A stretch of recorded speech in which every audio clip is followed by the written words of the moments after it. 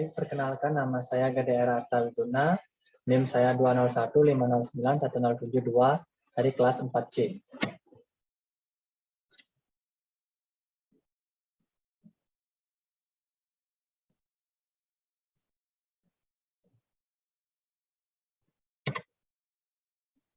Pembahasan yang pertama itu apa itu value chain.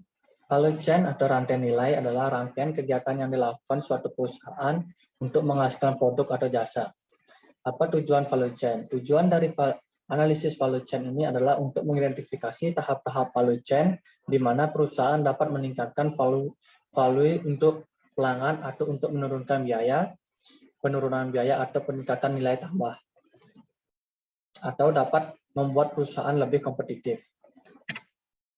Siapa yang mempopulerkan value chain? Konsep ini dipopulerkan oleh Michael Porter pada buku Competitive Advantage, yang dimana berisi Creating and Sustaining Superior Performance pada tahun 1985. Nah, kapan value chain dipopulerkan? Dipopulerkan pada tahun 1983.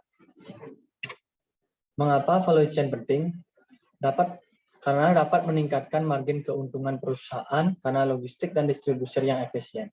Peningkatan nilai konsumen dan penurunan redundansi memberikan pendapatan setinggi mungkin bagi bisnis. Selanjutnya, di mana value chain diterapkan? Strategi value chain atau suatu perusahaan yang ingin menerapkan value chain harus melakukan strategi terlebih dahulu. Strategi ini sebagai rangkaian kegiatan yang lebih terkoordinir dan juga lebih terintegrasi guna mendapatkan keunggulan bersaing.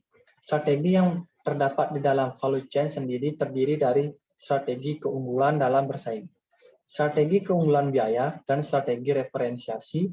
Ketiga jenis strategi value chain adalah sebagai berikut.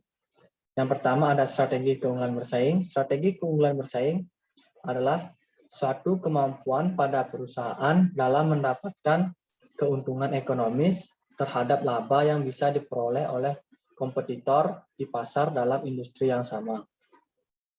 Keberhasilan suatu perusahaan ini bisa diukur dengan daya saing strategis dan juga probabilitas yang tinggi. Kedua hal tersebut adalah hasil dari kemampuan perusahaan dalam hal menggunakan dan mengembangkan kompetensinya untuk bersaing dalam pasar dengan para kompetitornya. Perusahaan yang mempunyai keunggulan kompetitif ini berarti mampu memahami adanya perubahan struktur di pasar dan memilih strategi pemasaran yang lebih efektif. Yang kedua ada strategi keunggulan biaya. Harga jual, biaya, dan biaya lainnya akan menjadi pertimbangan pada setiap perusahaan yang ingin menjual suatu barang atau jasa. Dari segi konsumen, keunggulan biaya ini bisa dilihat dari sisi harga jual yang lebih murah untuk suatu barang yang nilainya sama. Strategi keunggulan biaya ini akan menjadi instrumen yang sangat penting untuk menjadi juara di dalam persaingan pasar. Biaya akan menjadi hal yang penting untuk menerapkan strategi selanjutnya, yaitu diferensiasi. Kenapa? Karena kompetitor harus bisa mempertahankan posisi biaya dengan para kompetitor lainnya agar mereka bisa tetap unggul. Rata-rata, setiap perusahaan ingin lebih fokus pada biaya manufaktur dan mengabaikan dampak biaya pada kegiatan lainnya, seperti pemasaran, infrastruktur, dan juga layanan.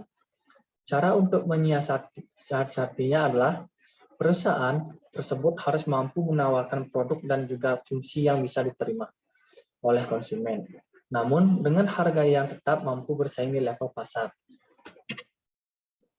Yang ketiga, ada strategi diferensiasi. Arti dari diferensiasi adalah berbeda, di mana di zaman seperti saat ini, perusahaan yang hanya mengeluarkan produk yang sama dengan yang lain tentu tidak akan terlihat menarik. Pun sama halnya dalam strategi bisnis. Perusahaan bisa menerapkan strategi ini secara efektif. Kenapa? Karena walaupun tidak unggul dalam satu kriteria, suatu produk akan tetap dianggap menarik bila berbeda.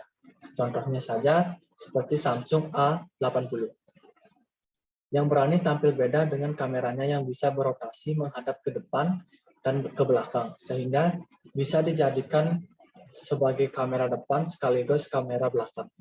Tips untuk perusahaan yang ingin melakukan strateginya harus berdasarkan pada atribut produk, pengiriman produk, rancangan pemasaran, dan juga aspek lain yang bisa membedakan.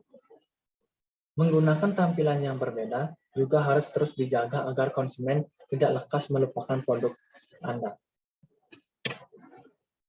Pembahasan yang terakhir, bagaimana cara kerja value chain? Cara menggunakan value chain. Yang pertama adalah tetapkan prosedur yang diperlukan untuk setiap aktivitas utama.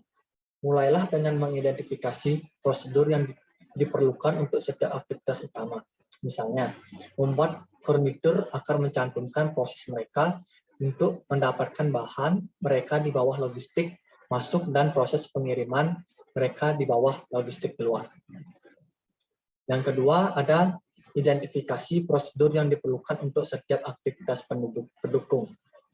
Tetapkan semua proses yang diperlukan untuk aktivitas pendukung yang berlaku untuk aktivitas utama. Misalnya, membuat furnitur agar mencantumkan di bawah subkategori infrastruktur perusahaan, bagaimana prosedur Departemen Akuntansi perusahaan mendukung logistik masuk, operasi, logistik keluar, dan sebagainya. Yang ketiga ada analisis setiap proses untuk kemungkinan perbaikan. Setelah Anda menetapkan setiap proses dalam rantai nilai Anda, analisis masing-masing untuk memungkinkan peningkatan, lihat di mana Anda dapat merampingkan proses, membuat langkah-langkah yang tidak perlu, atau merestrukturisasikan komunikasi untuk meningkatkan efisiensi dan nilai prosedur. Lakukan ini untuk setiap proses. Yang keempat adalah temukan solusi yang produktif. Sekarang setelah mengidentifikasi area untuk perbaikan, temukan solusi realistis yang dapat diterapkan pada proses tersebut. Pilih beberapa area untuk ditangani dengan solusi konkret dan siapkan sistem pelacakan untuk membandingkan metrik setelah penerapan. Terapkan temuan. Yang kelima adalah terapkan temuan. Di mana terapkan solusi yang pilih untuk proses Anda. Lacak metrik terkait untuk melihat bagaimana penyesuaian, meningkatkan nilai produk, dan rantai nilai secara keseluruhan. Baik, sekian presentasi dari saya. Semoga kedepannya bisa mempresentasikan value chain lebih baik lagi.